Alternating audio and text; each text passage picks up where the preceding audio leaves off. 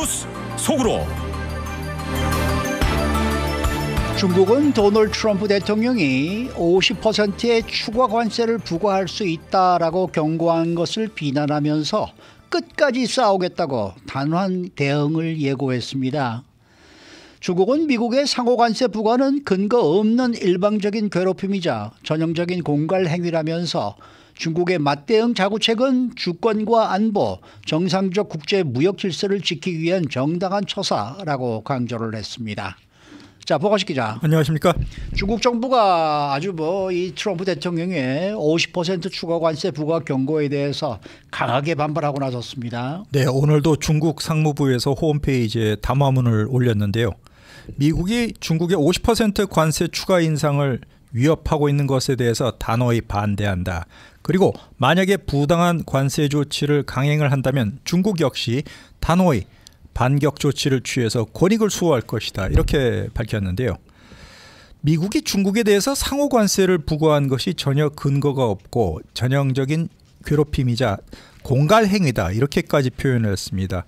그리고 중국이 반격을 취하는 것은 주권과 안보, 발전 이익과 정상적인 국제무역 질서를 지키기 위한 완전히 정당한 처사라고 끝까지 맞설 것임을 강조했는데요. 중국은 미국의 일방 관세 조치가 폐지되고 경제 무역 탄압도 중단할 것을 요구를 했습니다.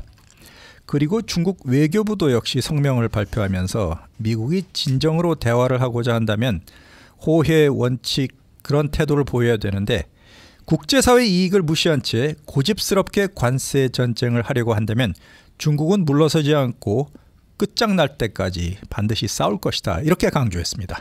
네. 자, 그런데 트럼프 대통령은 중국이 오늘 안으로 34% 관세를 철회하지 않으면 내일부터 50%로 추가 관세를 또 추가하겠다 이렇게 또 얘기했거든요. 그렇게 되면 100% 되는 거예요, 관세가? 중국은? 네, 100%가 넘어가는데 중국이 우리 미국 측 요구를 수용하지 않을 경우에는 중국이 요청한 미국과의 모든 대화도 취소될 것이라면서 중국 이외의 상호관세 대상 국가들과는 협상을 시작하겠다 이렇게 얘기를 하고 있습니다. 트럼프 대통령이 지난 2월 달과 3월에 중국산 수입품에 10%씩 보편 관세를 추가 부과한 데 이어서 내일부터 34% 상호 관세를 물릴 예정인데요. 중국은 보편 관세에 이어서 34%라는 상호 관세까지 발표되자 모든 미국산 수입품 관세 역시 똑같이 34% 인상을 하면서 맞대응 맞불 작전에 돌입했습니다. 이런 가운데 중국의 관영 신화통신이 미국의 50% 추가 관세 인상에 맞서서 중국의 6가지 대응 조치 리스트를 공개를 했는데요. 여기에는 미국산 대두, 콩, 수수와 같은 농산물 관세 대폭 인상하는 것, 그리고 가금육 수입을 금지하고 중국 안에 독점적인 지위를 가진 미국 기업을 겨냥해서 지식 재산권을 조사에 들어가고 미국 영화, 할리우드 영화 수입을 축소하거나 금지하는 이런 사안들이 포함되어 있습니다. 그렇지만 중국 정부는 상호 문제 해결을 위해서 정부 간의 대화를 이어가자면서 강온, 양면 전략을 구사하고 있습니다. 중국 외에 지금 일본과 대만도 지금 발빠르게 대응에 나섰다는 소식입니다. 네, 이 무역 전쟁에 있어서 미국은 적성국과 동맹국을 가리지 않고 있죠. 세계 각국을 상대로 관세 전쟁을 선포를 했는데 중국에 이어서 일본도 발빠르게 대응에 나섰는데 이시바 총리가 트럼프 대통령과 어제 25분 동안 전화회담을 가졌습니다. 양국 당국자 공식 협상을 개시하기로 합의를 했는데 미국이 관세와 관련해서 공식 채널을 만든 것은 일본이 처음입니다. 그리고 라이칭더 대만 총통 역시 미국에 대한 보복 관세는 대만에서 고려하고 있지 않다 이렇게 얘기를 하고요. 그 대신 미국산 자동차, 건강식품의 수입 확대를 제한할 것이다 이렇게 얘기했습니다. 대만의 국영석유 기업이 미국 회사와 에너지 구매 의향서를 체결했고 대만의 농업 산업 구매단이 8월 중으로 미국에 와서 협상할 예정으로 있습니다. 네. 오늘 모닝뉴스 1, 2부 시간에 전해드린 바도 있는데요. 트럼프 대통령이 오늘 한국과 또 전화 통화를 했습니다. 네, 탄핵 정국으로 상대적으로 느리게 진행되었던 한국과의 접촉이 오늘 한덕수 대통령 권한대행 겸 총리와 트럼프 대통령이 28분 동안 전화 통화를 가졌는데요. 트럼프 대통령이 이 통화에서 주한미군 주둔 비용과 한국의 방위비 부담금을 늘려야겠다, 이런 재협상을 하자고 시사를 했고, 또 트루스 소셜에 올린 글에서 한 총리와 거대하고 지속 불가능한 한국의 대미무역 흑자, 미국산 LNG, 액화 천연가스 대량 구매, 알래스카 가스관 합작, 그리고 한국에 제공하고 있는 대규모 군사보호에 대한 지불을 논의했다, 이렇게 밝혔습니다. 그리고 한국이 나의 첫 번째 임기 때 수십억 달러의 군사적 비용 지불을 시작했지만 조 바이든 대통령이 알 수 없는 이유로 그 계약을 해지를 했는데 그것이 미국에 충격을 안겨주었다, 이렇게 강조를 했습니다. 그러면서 어쨌든 양국 모두를 위한 훌륭한 합의의 범주와 가능성이 있다, 이렇게 긍정적으로 얘기하기도 했는데요. 대통령 선거를 앞두었던 지난해 10월에 한미 양국이 오는 2026년부터 적용하는 방위비 분담금을 전년도 대비해서 8.3% 올린 1조 5천억 원을 정했죠. 그리고 2030년까지 매년 분담금을 올릴 때 소비자 물가지수 증가율을 반영키로 하는 내용을 골자로 해서 방위비 분담금 협정 문안을 타결을 했는데 트럼프가 이에 대해서 한국이 좀 더 많은 돈을 지불을 해야 된다, 재협상 가능성을 강하게 시사했습니다. 지금 한국 측의 반응은 어떻게 나오고 있습니까? 한덕수 대통령 권한대행 겸 국무총리가 이 미국의 상호관세 부과에 대해서 이렇게 얘기했죠. 맞서지 않고 협상을 할 것이다, 이렇게 얘기를 했고, CNN과 한 총리가 가진 인터뷰에서 한국은 중국, 일본과 협력을 해서 미국의 관세에 대응할 것이냐, 이런 질문을 CNN이 던졌는데 한 총리는 이에 대해서 우리 한국은 중국, 일본과 미국의 관세에 대응할 그런 길을 택하지 않을 것이다, 이렇게 대답했습니다. 이어서 한 총리는 그런 식으로 대응을 한다면 지금의 상황을 개선할 것이라고 생각을 하지 않는다고 덧붙였는데요. 한국, 중국, 일본 세 나라 가운데에서도 특히 한국의 이익이 되지 않을 것으로 생각하기 때문에 그런 방안은 고려하고 있지 않다, 이렇게 강조한 것입니다.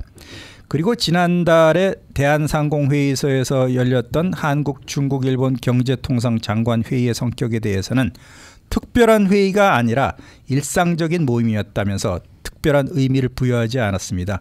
미국 정계에서 나오고 있는 한국, 중국, 일본 세 개 나라가 미국의 상호관세 부과에 공동 대응을 모색하는 회의가 아니었느냐, 이런 경계의 심의에 대해서 그런 모임이 아니었다고 누그러뜨리는 반응을 한 총리가 한 것이기도 합니다.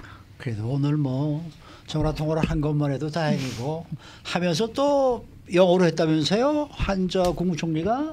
글쎄요, 통역을 전혀 대동하지 않고 한 통역은 것을 대동하긴 했는데 영어로 통화를 했다 그러더라고요. 뭐 워낙에 이제 영어 실력이 있으니까 이제 그렇게 했겠죠. 그러니까 그런 거는 상당히 좀 긍정적으로 보이는데 또 뭐 야당 측에서는 또 뭐라 그러지 않겠어요? 이거 무슨 한국 우리는 대응하지 않겠다라는 얘기, 왜 또 뭐 미국이 또 그러느냐 이 얘기가 또 나올 것 같고, 한국과 미국, 일본의 3자 협력을 좀 더 강화하겠다는 데서 또 왜 중국을 빼느냐 뭐 이런 얘기가 또 나오지 않을까 생각이 드는데. 네, 여러 가지 얘기가 계속 나올 것 같은데 어쨌든 한 총리가 영어로 한 것도 물론 괜찮습니다만은 이런 국제 문제 놓고 미묘한 얘기에서는 통역을 동원하는 편이 나을 것 같다는 생각이 드는 게, 우크라이나의 젤렌스키 대통령도 백악관 회담에서 통역 없이 영어로 하다가 큰 망신과 수모를 당했는데 자신의 의사를 제대로 전달하는데 좀 많은 손해를 끼친 그런 모임이었던 것 같습니다. 네, 외교에 있어서는요, 통역과 함께 하는 게 그게 관례이고요. 그 단어가 갖고 있는 미묘한 차이는 원어민이 아니면 잘 알 수가 없기 때문에 외교 관례에서는 내가 아무리 영어를 잘하더라도, 내가 아무리 한국말을 잘하더라도 뭐 그냥 인사차 그 나라 말을 사용하는 거는 괜찮습니다만은 외교에 있어서는 내가 안다 하더라도 통역을 거치는 동안에 다시 한 번 더 생각할 수도 그렇죠. 있고. 그 순간에 또 네. 그 짧은 시간에 국익을 위해서 다른 생각을 하고. 문제는요, 실력이죠. 어느 정도의 실력을 가지고 있느냐에 딸린 거죠. 그리고 무슨 정상 간에 앉아서 정식 어떤 회담을 하는 게 아니고 이건 전화 통화인데 얼마든지 영어로 할 수 있고 뭐 그게 무슨 문제가 되겠어요. 문제 될 수 있어요, 앵커님. 단어 하나 가지고. 저는 그 영어 실력이 어느 정도 된다 그러면 저는 그렇게 생각 안 해요. 그게 무슨 뭐 구태여 꼭 우리가 한국에서는 한국 사람이니까 당신은 아니 영어를 한국 사람이라서 한국말 해야 된다. 하는 게 아니라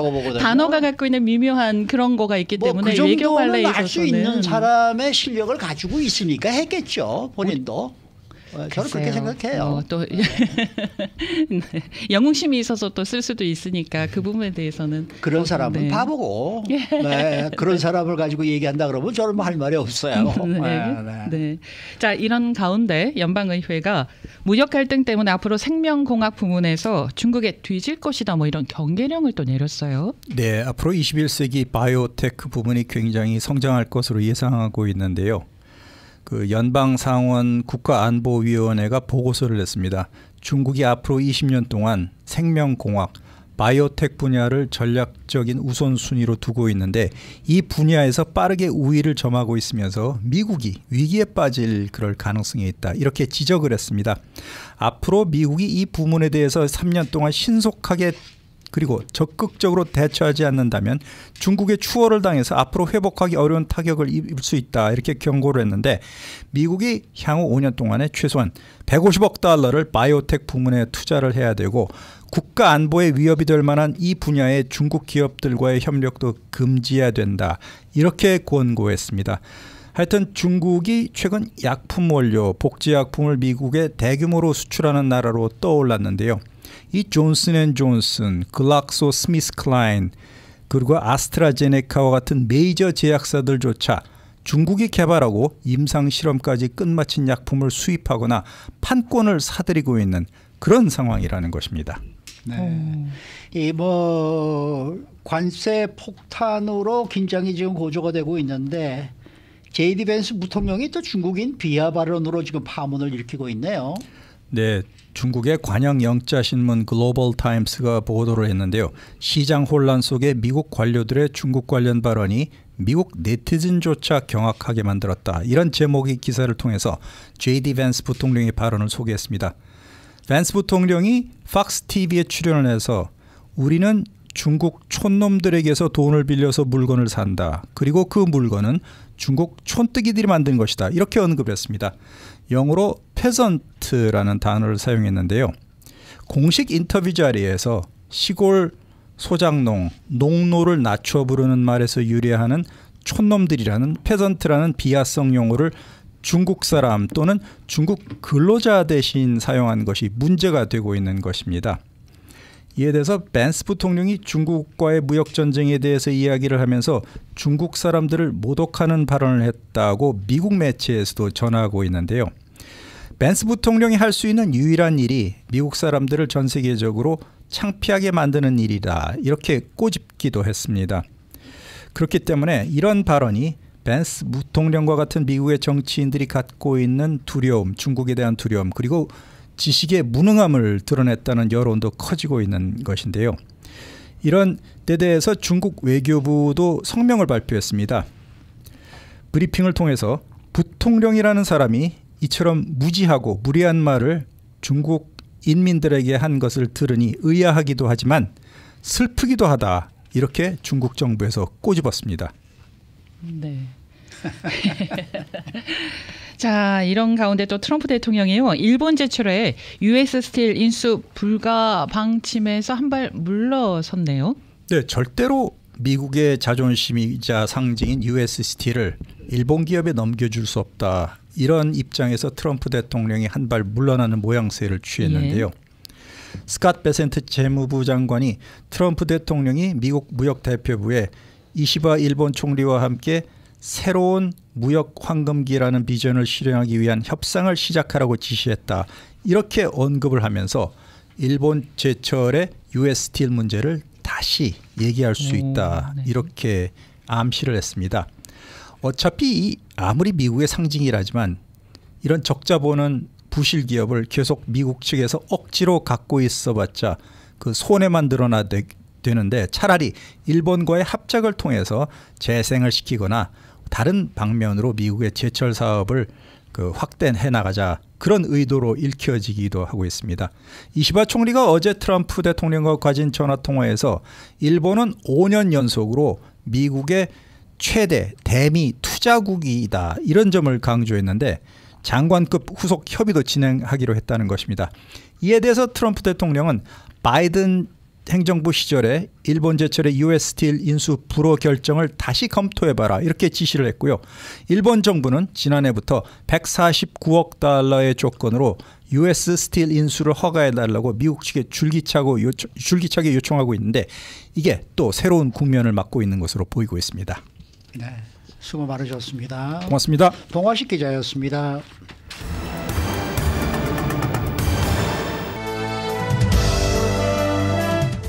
인사이드 아메리카.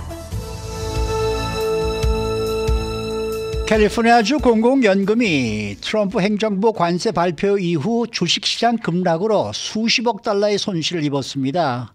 이 손실이 캘리포니아 주민들에게 어떤 영향을 미칠지 알아보겠습니다. 또 캘리포니아 교육당국이 트럼프 행정부의 DEI 프로그램 폐지 지침에 사실상 반기를 들었습니다. 연방정부의 요구에 응하지 않겠다는 입장을 밝히면서 연방교육기금 삭감 위협에도 불구하고 강경한 태도를 보이고 있습니다. 또 다저 스타디움에서 판매하는 먹거리에 새로운 메뉴가 대거 출시되면서 팬들의 즐거움을 더하고 있는데 그런가 하면 코스코에도 푸드코트의 변화가 있다는 소식입니다. 박현경 기자. 네, 안녕하십니까. 자, 이 뭐 뉴욕 증시가 3대 지수 모두 크게 반등하고 있습니다만은 지난 며칠 이어졌던 주식시장 급락, 캘리포니아 공공연금에도 영향을 미쳤다는 소식이네요. 네, 캘리포니아주의 두 주요 공공연금 기금이 캘퍼스와 캘스트러스가 최근 주식시장 급락에 막대한 손실을 입었습니다. 특히 캘퍼스는 트럼프 대통령이 새로운 관세 정책을 발표하고 나서 이틀 만에 약 150억 달러, 150억 달러를 잃은 것으로 나타났습니다. 네. 그래서 현재 자산 규모는 약 5,165억 달러로 감소했습니다. 그리고 칼스트레스트의 경우 정확한 수치는 공개되지 않았습니다만 비슷한 수준으로 손실을 본 것으로 추정되고 있습니다. 아니 관세 발표가 왜 이런 영향이 나오는 겁니까? 투자자들 사이에서 무역 전쟁 우려를 불러일으키면서 그 여파로 증시가 급락했었고 이에 대규모 자산을 보유한 공공연금 기금들도 직접적인 타격을 입게 됐습니다. 결국 이 같은 관세 정책은 단순한 외교나 무역 문제뿐만 아니라 연금 기금과 같은 경제 시스템 전반에 영향을 미칠 수 있는 민감한 사안이란 분석인데요. 특히 캘리포니아 주처럼 주식 비중이 높은 포트폴리오를 운용하는 경우엔 영향이 더 클 수밖에 없다는 평가. 네. 근데 뭐 지금 캘리포니아 연금만 그렇겠습니까? 한국에서도 지금 뭐 미국 정부의 미국 주식시장에 투자한 거 지금 다 떨어져가지고 맞습니다. 거기도 뭐 한국 국민연금들 다 들어가 있을 텐데요. 그렇죠. 뭐. 그렇죠. 네. 그다음에 뭐 당장에 뭐 은퇴연금도 많이 저도 많이 줄을 것 같아요. 이제 뭐 이제 명세서가 오면은 그러니까요. 봐야 되겠습니다만 아마. 상당히 떨어졌을 거예요. 그러니까 다들 지금 다들 뭐 이 주식 투자한 사람들은 지금 정말 울상이죠, 뭐 다. 완전히요, 완전 울상입니다. 네. 그래서 이 캘리포니아주 연금 기금 측은 어떤 입장을 보이고 있습니까? 캘퍼스의 최고 투자 책임자 스티븐 길모어는 우리는 불안정한 시기를 견딜 수 있는 위치에 있다고 밝혔습니다. 그러면서 이번 시장 변동성이 불가피한 측면이 있다고 말하면서도 이 장기적 관점에선 투자 기회를 찾을 수 있다고 봤습니다. 이어 현재 시장이 일부 자산을 저평가하고 있다고 판단했습니다. 그리고 캘스트러스 측도 회의에서 세계 정세 변화에 따른 구조적 리스크에 대비한다는 입장을 내비쳤습니다. 두 기관 모두 일시적 손실보다 장기적인 안전성 그리고 수익률 회복을 목표로 하고 있습니다. 네, 혹시요 이런 손실이 캘리포니아 주민들에게 직접적인 영향이 미쳐지나요? 직접적인 영향이 당장은 크지 않을 수 있지만 이제 장기적으로는 공공기관의 그 재정 부담 증가로 이어질 수 있다는 전망입니다. 네. 연금 기금의 수익률이 예상보다 낮아지게 되면 로컬 정부나 또 교육부 등에서 이제 추가 부담금을 납부해야 할 가능성이 있기 때문입니다. 이건 결국 주민들 서비스 축소나 아니면 세금 조정 논의로까지 이어질 수 있겠는데요.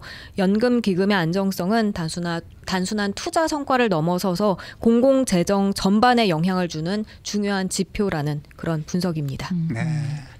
이 다음은 트럼프 행정부의 다양성, 형평성, 포용 DEI 프로그램과 관련된 캘리포니아주 교육당국의 입장을 좀 알아보겠습니다. 그 전에 우선 트럼프 행정부는 현재 어떤 조치를 취하고 있는 겁니까? 트럼프 행정부는 전국 모든 학교 교육부에 DEI 관련 프로그램을 열흘 안에 중단하고 이걸 증명하는 서류를 제출하라고 촉구했습니다. 연방교육부는 이러한 프로그램들이 인종차별을 조장하고 시민권법에 위배된다고 주장하고 있습니다. 이에 따르지 않을 경우 해당 주와 교육기관에 대한 연방교육지원금 지급을 중단할 수 있다고 경고했는데요. 이 조치는 연방대법원의 소수자 우대 정책 금지 판결을 근거로 하고 있습니다. 아하, 프로그램을 중단한 것을 증명하는 서류를 제출해야 되는 거네요. 네, 그렇습니다. 네, 그러면은 캘리포니아 교육당국은 어떻게 반응한 겁니까? 캘리포니아주 교육부는 트럼프 행정부 명령에 직접적으로 반기를 들진 않았습니다만 그 권한에 의문을 제기하는 서한을 각 교육부에 발송했습니다. 이 서한은 연방정부가 이미 매년 여러 경로를 통해서 각종 법적 준수 여부를 점검하고 있다고 밝히면서 별도의 추가 인증 요구는 불필요하다는 입장을 취했습니다.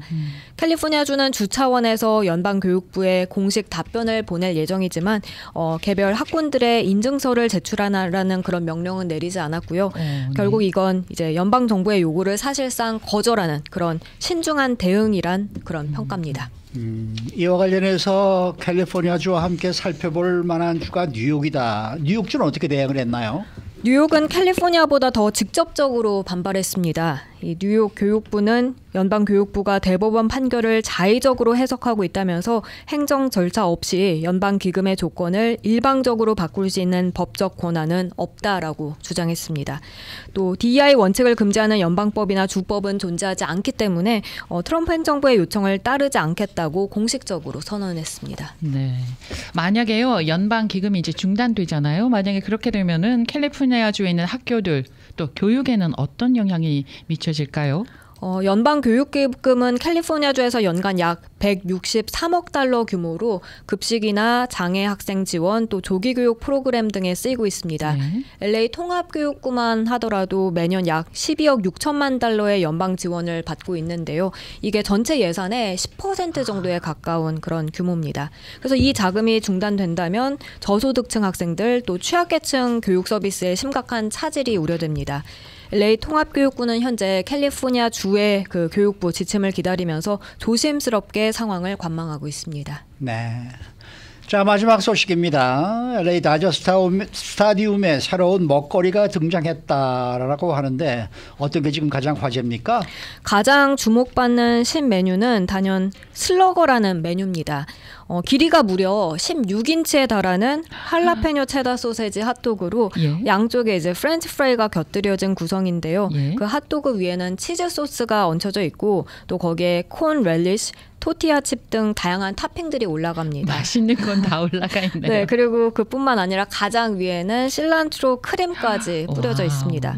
근데 가격이요. 네. $40입니다. 굉장히 비싼 너무 편이죠. 비쌉니다. 메인 디시 값 저리 가라하게 비싸네요. 네, 그렇지만 크기와 비주얼만큼은 압도하는데 한 사람이 먹기엔 꽤 양이 커서 같이 간 사람들과 나눠 먹기 괜찮다 하고요. 그래서 관중석에선 이걸 사서 가면 어디서 샀냐고 그렇게 물어보는 질문이 끊이질 않을 정도로 화제라고 합니다. 근데 뭐 둘이서 먹어서 충분한 양으로 $40다 그러면은 그렇게 비싸지 않아요 요새. 괜찮네요. 솔직히 말씀드려서 괜찮습니다. 그렇잖아요. 네. 더더구나 야구장까지 갔는데. 먹을 때 굉장히 힘들 때 답니다. 막 흘리면서 먹어야 될 것 같아요. 근데 그 소세지가 16인치요? 네. 야, 그럼 원풋이 더 되네. 그렇죠. 그렇죠? 네. 야. 네. 자, 그러면 한국 음식도 있는 것 같은데. 네, 고추장 양념치킨 덮밥이 새롭게 등장했습니다. 고추장 양념치킨 덮밥. 네, 바삭하게 튀긴 치킨에 매콤달콤한 고추장 소스를 버무리고 흰 쌀밥과 거기에 크리미한 코슬로가 곁들여진 구성입니다. 오늘 아침 LA타임스가 이 다저 스타디움에서 파는 베스트 신메뉴를 소개했는데 여기서 이 한국 음식이 포함됐고 그처럼 평가했습니다. 한 그릇 가득, 양도 넉넉하고 손에 묻은 소스를 핥게 될 정도로 핥아 먹을 정도로 중독성 있는 맛이라고 평가했습니다. 이 가격은 $25입니다. 이 고추장 양념치킨 덮밥은 로즈 133에 위치한 팬페어 스탠드에서 판매되고 있습니다. 예전에 김치 핫도그가 있었거든요. 그거 맛있었어요. 김치가 맛있었어요. 예, 김치를 볶아가지고 예, 맛있게 먹은 기억이 납니다. 네. 그 외에 그 스타디움에서 추천되는 음식이 또 있습니까 따로? 홈런 플래터라고 이 테리야끼 치킨, 스프링롤, 군만두, 피망, 고추 등을 담은 푸짐한 도시락 스타일의 메뉴가 있고요. 네. 또 로디드 바베큐, 베이크드 포테이토. 이건 메시트 포테이토 위에 예. 치즈, 양파 튀김, 바베큐 소스, 맥앤치즈까지 듬뿍 얹어져서 나옵니다. 예. 그런가 하면 오타니 선수가 좋아하는 음식으로 알려진 메뉴가 있는데요. 예. 일본 체인 긴다쿠에서 선보이는 타코야끼 우마미입니다. 일본식 반죽 안에 문어 넣고 반구형 틀에 구워낸 그런 간식인데 네. 겉은 바삭하고 속은 부드러운 반죽에 가스오부시, 마요네즈, 다시 소스가 우러져서 풍미를 더한다고 하네요. 이건 17달러인가요? 네네. 일본 오사카 가면 꼭 먹어야 되는 것 중에 하나죠, 이거. 타코야끼. 네. 자, 마지막으로 경기 보면서 먹기 좋은 깔끔한 메뉴와 디저트가 또 있다면서요. 아우 침 넘어갑니다. 네, 경기를 보면서 중간중간 손으로 집어먹기 편한 메뉴는 딜 피클 터츠인데요. 바삭하게 튀긴 감자불에 피클 시즈닝이 은은하게 뿌려져 있고 렌치 드레싱이 함께 제공된다고 합니다. 그리고 마지막 디저트로는 스윗 브레드 선데입니다. 엘살바도르식 달콤한 치즈빵인 캐사디아 살바도레나를 부숴서 네. 이 소프트 아이스크림 위에 얹은 독특한 디저트가 되겠습니다. 네. 위피크림과 초콜릿 소스가 더해져서 맛과 비주얼 모두 만족스럽다는 평입니다. 처음엔 사람들이 멕시코식 캐사디아로 착각했는데 지금은 입소문이 나면서 줄을 길게 설 정도라고 합니다. 이건 얼마예요? 이거는 $14입니다. 나쁘지 않네요 가격이. 아니 막 그런데 가고 이게 싶죠. LA의 스포츠팀이 얼마나 많습니까? 네. 홈구장이 다 하나씩 있는데 다저 스타디움에서 꼭 파는 음식만 이렇게 화제가 돼요. 그렇잖아요. 스테이플 센터가 아니죠. 이제 크립토닷컴이나 뭐 저쪽에 저 새로 진 저 클리퍼스 구장도 그렇고 뭔가 음식 같은 게 또 새로운 게 좀 있을 텐데 그거는 소개를 안 해요. LA 타임즈가 너무 좀 다저스 편인 것 같아요. 이런 거 보면은. 그런데 이게 움직이면서 막 이렇게 먹을 거를 사러 가는 거에는 야구 경기장이 좀 편해요. 그건 좀 편하죠. 네, 네. 아무래도 저 중간에 저 이렇게 이닝이 끝나고 나면 쉬는 시간이 있으니까. 그러니까 네. 그것 때문에 그런 것도 있지 않을까 싶고요. 그리고 사실은 다 야구 경기가 예전에는 뭐 3시간, 4시간씩 하니까 이렇게 많이들 먹고 그랬지만 요즘은 뭐 2시간 한 15분이면 네. 끝나니까 네, 네. 안 먹고 나오는 사람도 있겠더라고요. 그렇겠네요. 네, 안 먹고 나오는 사람도 네. 있어요. 그거 너무나 비싸다고. 네, 안 먹고 나오는 사람도 있더라고요. 네. 근데 코스코 푸드코트에서도 뭐가 좀 변화가 있다던데 네. 대표 메뉴 핫떡 컴보 가격은 여전히 같은 거죠? 네, 네. $1 50센트. 여전히 변함없는 가격 유지하고 있습니다. 수십 년 동안 가격이 오르지 않고 고정된 이 코스코 핫도그 콤보는 여전히 전 세계 고객들에게 인기인데요. 코스코는 이를 멤버들에게 제공하는 상징적인 혜택으로 간주하고 있습니다. 하지만 그 외의 다른 푸드코트 메뉴는 점차 변화하는 그런 모습입니다. 변화된 메뉴 뭐 추가된 게 있습니까? 네, 지난달부터 딸기 바나나 스무디가 새롭게 출시됐습니다. 예. 코스코는 페이스북을 통해서 3월 초부터 일부 매장들에선 이 딸기 바나나 스무디를 판매하기 시작했다고 밝혔습니다. 이 스무디는 기존에 팔던 베리 스무디보단 더 부드럽고 달콤한 맛이 특징이라 하는데요. 건강한 대안 음료를 원하는 고객들에게 호응을 얻고 있다는 평가입니다. 그 예전에 인기 있던 메뉴도 다시 돌아온다던데 그건 또 어떤 메뉴입니까? 팬들이 오랫동안 그리워하던 터키 프로볼로네 샌드위치입니다. 이 샌드위치는 올 3분기 중에 다시 돌아올 예정인데요. 따뜻하게 제공되는 샌드위치로 과거 큰 인기를 끌었습니다만 한동안은 메뉴에서 빠졌습니다. 그런데 고객들 요청에 따라서 이걸 다시 부활시키기로 결정했다고 코스코는 밝혔습니다. 그렇게 해서 다시 만날 수 있다는 기대감에 많은 고객들이 반기는 모습입니다. 네. 그 코스코 콜라가요. 펩시에서 코카콜라로 바뀐다는 얘기가 있는데요. 이거 진짜입니까? 네, 맞습니다. 이 코스코는 올 여름부터 푸드코트의 음료를 펩시에서 다시 코카콜라로 전환한다 한다고 지난 1월 주주총회에서 공식 발표했습니다. 2013년부터 펩시 제품을 사용해 왔는데 이 회원들의 피드백 또 내부 전략에 따라서 다시 코카콜라로 되돌아가는 겁니다. 이렇게 음료 브랜드 전환은요, 생각보다 고객들의 만족도에 큰 영향을 주는 요소라고 합니다. 그리고 코스코에서 푸드코트는 단순한 간식을 판매하는 곳이 아니라 회원들의 방문 빈도를 높이게 하는 핵심 요소로 꼽히죠. 이 푸드코트 비롯해서 약국, 주유소, 안경점, 청력센터 그리고 타이어 서비스까지 모두 이 코스코의 부속 사업에 포함되는데요. 올 2분기를 보면 그 푸드코트와 약국이 이 부속 사업 중에 가장 강한 실적을 보였습니다. 네. 거기에 있는 파머시도 그게 부속 사업이에요? 그렇게 나오네요. 거기 줄 무지하게 길어요. 약 사러 가는 사람들이 네. 거기 가서 많이 사시더라고요. 저는 그냥 렌탈하는 건 줄 알았어요. 그런데 부속 사업이네요. 네. 아니 근데 박현경 기자가 오늘 배가 고프십니까? 아침부터 먹는 얘기를 많이 하셔가지고 이거 괜찮네요. 먹는 얘기하는 것도 말이에요. 그렇죠? 네. 그리고 오늘 언급이 된 곳은 또 매상이 또 오를 가능성도 있고요.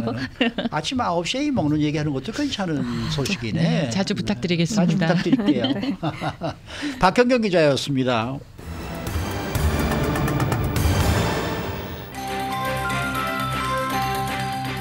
데일리 브리핑. 네, 오늘은 노동법 전문 주찬호 변호사 모시는 날입니다. 주 변호사님 안녕하십니까? 네, 안녕하십니까. 네, 연방항소법원이 이 회사가 장애가 있는 직원에게 합리적인 편의를 제공해야 하는지에 대한 새로운 판결을 내렸다고 하는데, 일단 직원에게 제공하는 합리적인 편의가 무엇을 뜻하는 겁니까?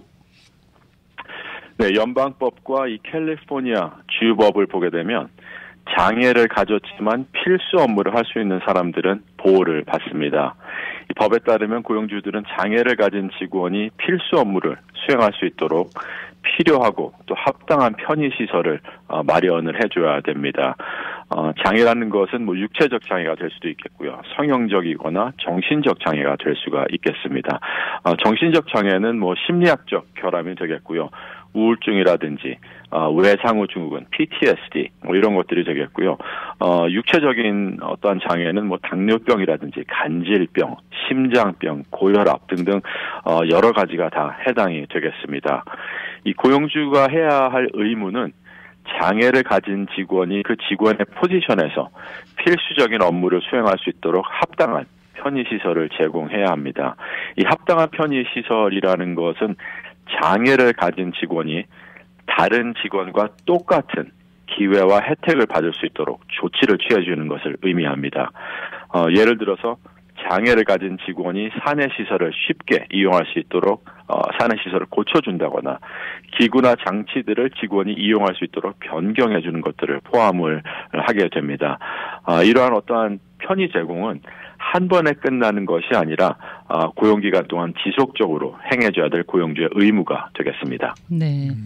그 장애를 가진 직원에게 편의를 제공하는 법은 이미 있지 않을까 싶은데 이번에 이런 판결이 나온 뒷 배경은 뭐가 있습니까? 네, 좀 흥미롭습니다. 이 피고 고용주는 school district, 학군이 되겠고요. 이 원고인이 문제의 직원은 학교 교사가 되겠습니다. 이 교사 원고는 외상후 스트레스 장애, PTSD와 불안증이 오랜 병력이 있었고요. 그 이유는 전 직장에서 성희롱과 폭행으로 인해 발생한 것으로 알려졌습니다. 이 원고는 장애로 인해서 신경 기능 문제가 있었고 말더듬기, 심한 악몽 또는 일상 업무 수행 능력에 장애가 발생했다고 주장을 했습니다. 원고는 직장인 자기 학교에서 자신의 증상이 악화됐다, 트리거됐다고 주장을 했고요. 중요한 거는 수업 준비 시간 동안 하루에 2번, 오전에 15분, 오후에 15분 동안 학교 캠퍼스를 아예 떠날 수 있도록 편의를 요청해서 받았다고 언급했습니다. 이 원고는 캠퍼스를 벗어난 이 시간을 통해서 자신을 가다듬고 이러한 증상을 관리를 했다고 증언을 했고요. 문제는 학교 행정부가 바뀐 후부터 생겼습니다. 이 학교 행정부가 바뀐 후에 교사들은 준비 시간 동안 캠퍼스를 떠나는 것이 금지가 되었고요. 원고는 금지가 되었음에도 불구하고 복종하지 않고 계속 15분 동안 캠퍼스 밖에서 쉬었습니다. 당연히 학교는 징계를 취하기 시작했고 결국은 학교가 오전에 15분, 오후에 15분 쉴 수 있도록 허용을 했습니다. 하지만 조건을 달았습니다. 문제는 오전 준비 시간과 오후 준비 시간을 휴식할 수 있도록 캠퍼스 밖에서 허용을 했지만 중요한 거는 그 시간을 커버해 줄 수 있는 다른 선생님을 반드시 데려다 놓고 가야만 쉴 수가 있다는 조건이 있었습니다. 물론 다른 자신을 커버해 줄 어떠한 선생님들, 교사가 없었고요. 이 원고는 장애를 수용하지 않고 편의 제공을 거부한 학군을 상대로 소송을 제기한 게 뒷배경이 되겠습니다. 그러니까 뭐 말씀을 들어보니까 학교가 이제 고용주인데 그 고용주가 어느 정도 이분의 이 편의를 제공을 했다라고도 생각이 들고 그게 또 아니다라는 생각이 또 들기도 하고 이게 좀 애매합니다. 이 판결은 어떻게 나온 거예요? 네, 애매모호합니다. 네. 예, 사건의 조사 단계에서 원고는 큰 고통과 피해가 있기는 했지만 편의 제공 없이도 직무의 필수 기능을 수행할 수 있다고 인정을 했습니다.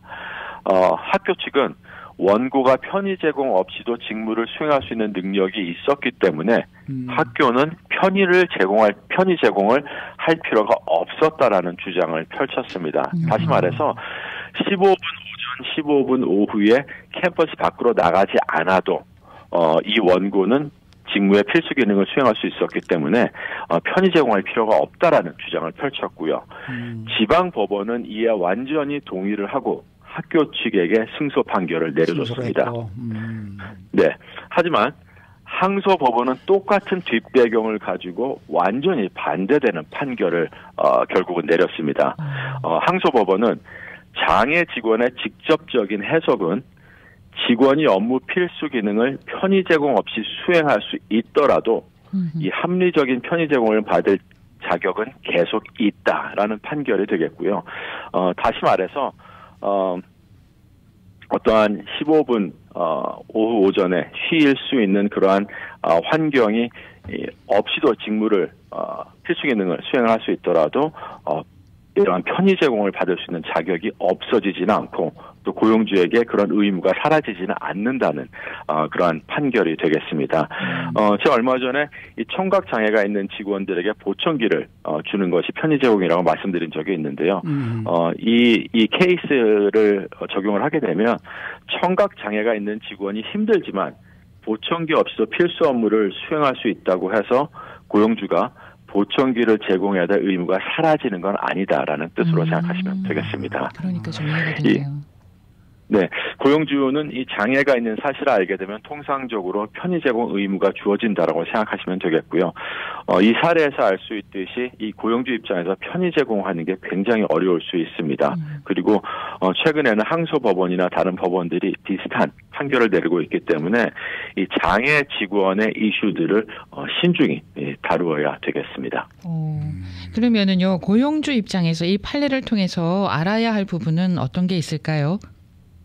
네, 캘리포니아 노동법은 아시다시피 여러 형태의 소수 그룹들을 확실하게 보호해주고 있습니다. 직원의 장애도 그 중에 하나가 되겠고요.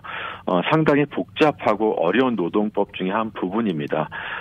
최근에는 이 PTSD 또는 우울증 같은 정신장애를 호소하는 직원들이 점점 늘어나고 있고 또 분쟁이 늘어나고 있기 때문에 반면에 어떻게 적절한 편의 제공을 해야 하는지 모르는 고용주들이 사실 대부분입니다. 중요한 몇 가지를 살펴보게 되면 이 고용주가 직원의 장애를 알고 있거나 편의 시설의 필요성을 알아야 되는 경우에는 반드시 직원과의 소통을 시작하는 게 중요하겠습니다. 영어로는 interactive process라고 하고 한국말은 이제 상호작용 프로세스라고 하는데 직원과 협력을 해서 장애가 무엇인지 그리고 필요한 편의시설이 무엇인지를 파악하는 게 가장 중요하겠고요. 분쟁을 피하기 위해서는 이 모든 단계를 문서화하는 것도 중요하겠습니다. 사실 합리적인 편의시설의 제공은 과도한 부담이나 어려움을 초래하지 않는 한 편의시설을 제공하는 게 맞다고 보시면 되겠고요. 편의 제공은 여러 가지 옵션이 있습니다.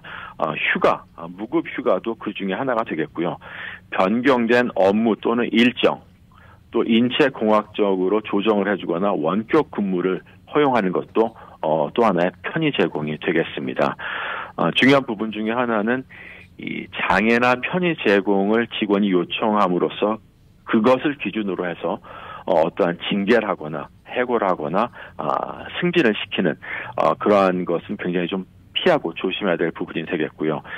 관리자들의 교육 또한 중요하겠습니다. 캘리포니아 법을 보게 되면 5명 이상 있는 고용주는 필수적으로 이러한 장애인 괴롭힘 교육을 제공을 해야 되겠습니다. 또 한 가지 중요한 부분 중에 하나는 이 모든 의료나 장애 정보는 비밀로 유지하는 게 중요하겠습니다. 모든 파일도 별도로 보관을 해야 되겠고요. 알 필요가 없는 사람에게만 특별히 HR, 인사부 외의 다른 직원들에게는 절대로 비밀을 유지하는 것 또한 중요한 부분 중에 하나가 되겠습니다. 또한 마지막으로 이 회사의 policy, 편의시설이라든지 휴가나 차별 금지에 대한 정책이 잘 되어 있는지 검토하고 업데이트하는 것도 또한 중요한 부분 중에 하나가 되겠습니다. 네.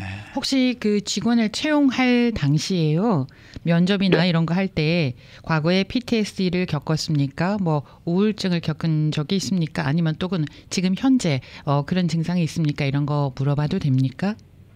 예, 물어보는 것은 절대로 좋은 방법이 아니고요. 예. 다만 이제 문제는 직원이 자발적으로 인포메이션을 제공을 했을 때 어떠한 조치를 취해야 되느냐가 좀 중요한데요. 네. 일단 직원이 필수 업무 할 수 있는 그러한 실력이 되어 있고 필수 업무를 볼 수 있는 자격이 있다면 장애가 있다 하더라도 편의 제공을 해야 되고요. 채용 거부를 하거나 다른 조치를 취하는 것은 절대로 금지되어 있습니다. 주변사는 이건 조금 다른 얘기인데요.